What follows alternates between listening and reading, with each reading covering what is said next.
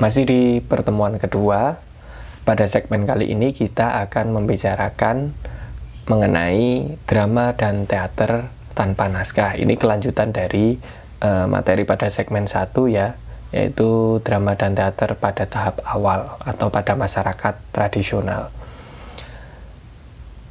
Yang menjadi ciri utama dari drama dan teater pada tahap ini adalah mereka berkelompok. Artinya mereka membuat rombongan dan mementaskan lakon cerita yang sudah dikenal masyarakat luas, serta berpindah-pindah dari satu tempat ke tempat yang lain. Ada beberapa kelompok yang tercatat pada tahap ini, misalnya Opera Abdul Muluk, Komedi Istanbul, The Malay Opera Dardanella, dan juga Himpunan Sandiwara Maya. Pertama, Opera Abdul Muluk yang diketuai oleh Abdul Muluk. Berasal dari Johor, umumnya kelompok ini mementaskan cerita yang bersumber dari budayaan Melayu. Biasanya bercerita tentang raja-raja Melayu. Tetapi, karena ini pula kelompok ini tidak bertahan cukup lama ya. Karena sifatnya yang sangat Melayu sentris.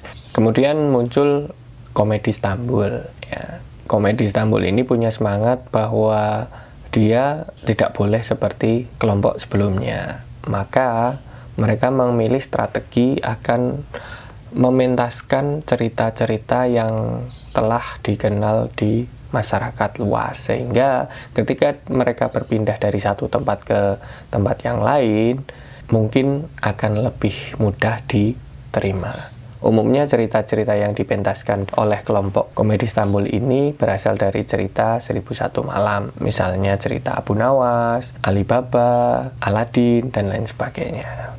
Yang menjadi ciri pertunjukan-pertunjukan Komedi Istanbul, selain dari segi teksnya, misalnya kostumnya sangat mewah. Terus yang kedua, disisipkan adegan antar dua babak. Bisa saja adegan itu berbeda dari cerita utamanya.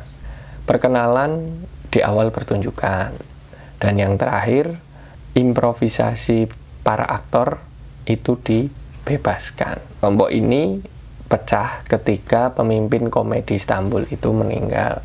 Yang pada akhirnya muncul beberapa kelompok. Kelompok berikutnya adalah The Malay Opera Dardanella. Kelompok ini berasal dari Sidoarjo, pimpinan A. Pietro, seperti yang ada dalam gambar ini.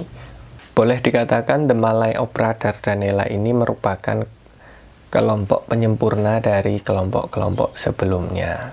Seperti pada gambar, rekan-rekan mahasiswa bisa melihat bahwa dalam pertunjukannya masih disematkan tonil atau background yang menjadi latar dari pertunjukan itu. Di depannya ada penari-penari dengan busana yang cukup mewah. Kenapa dikatakan sebagai penyempurna? Karena misalnya dari segi improvisasi itu dibatasi agar tidak berlebihan. Kemudian kehadiran musik dan tari itu juga hanya bila diperlukan saja. Dan pada beberapa literatur ada yang mengatakan bahwa The Malay Opera Dardanella ini ternyata juga pernah punya kesempatan untuk berkeliling dunia ya. Tidak hanya di Indonesia tetapi di berbagai mancanegara. Kelompok yang terakhir adalah Himpunan Sandiwara Maya, didirikan oleh Usmar Ismail yang juga sebagai bapak perfilman nasional. Kelompok ini boleh dikatakan sebagai bapaknya teater modern Indonesia, karena memang dalam praktiknya mereka mempelajari literatur teater barat atau teater modern dan juga menyematkannya dalam setiap pertunjukan karya-karya mereka.